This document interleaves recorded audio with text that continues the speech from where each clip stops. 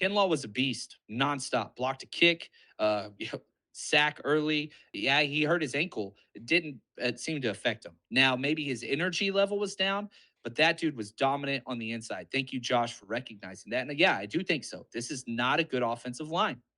It's not. And so, again, a big reason why, we had Fred Warner on this list is because I think he's going to be able to hunt. I think he's going to be able to run around and kind of do all those things.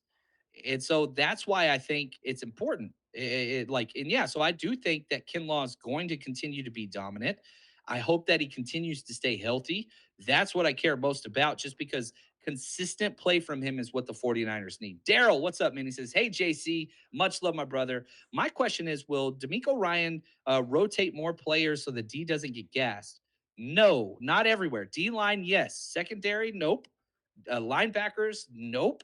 D line, that should be the case. Now, I will say this, Jordan Willis, he didn't get one snap last week, and then he got put on IR afterwards because the injury took place after you could make the thing. Now you got Kimiko Toure who's being promoted to the active roster, so you have one extra defensive end out there. That's going to help out. I think that'll bump in Kerry Hyder some. So now you've got some more defensive tackle snaps as well. Yeah, I'm with you there. I did not like the rotation in the second half. I think he wanted to keep the starters out there a little too much, and I think it hurt us in the end. I really, really do. So, several things. One, they've got to increase their stamina and all those things, but we've got bodies. Use the bodies. You kept that extra roster spot at D line, use it. So again, as far as rotation goes, linebackers, they're not changing. Dre Greenlaw, Fred Warner are playing every single snap. Your outside corners, Charvarius Ward, Emmanuel Mosley, every single snap. Your two safeties, Tayshaun Gibson and Talanoa Ufunga, every single snap. Now your nickel guy, Sam Womack, he's going to be rotating in and out with Aziz. And then the defensive line, yeah, they're going to be rotating. Bosa will get the most snaps. Eric Armstead will get the most snaps. Everybody else will be in a different tier other than that. But yeah, I want to see more. I do want to see more rotation.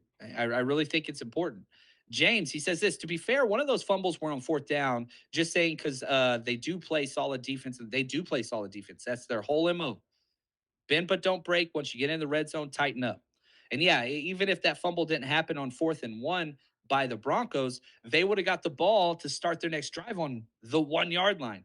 But they recovered at like the 12, and then they had a little breathing room and were able to flip field position. I don't think that happens at the 1 yard line. Like that fumble was huge. And it was so close. Yeah. So they would have been stopped even without the fumble, but you can't do that.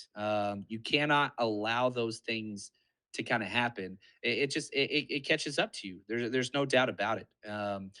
Here we go. Dale, he says this. Dale the GOAT. I like it. Who on the Seattle Seahawks O line is their best? Well, Abraham Lucas, their rookie, scored the highest with a 71.6 grade. Gabe Jackson, I think Gabe Jackson's their best player. He's their right guard, but he's long in the tooth, but still, he's pretty damn good. There's no doubt about it. Their center, Austin Blythe, was their worst scoring player. Their left guard, Phil Haynes, second lowest scoring, and Charles Cross, fourth lowest scoring on their entire team at left tackle. So, again, you've got 3 duds as far as right now. That could change. And you've got 2 solid players. Abraham Lucas, who was the 3rd round pick at right tackle, played much better. So it's a bad offensive line, though. There's a big reason why Russell Wilson wanted out. That was one of them.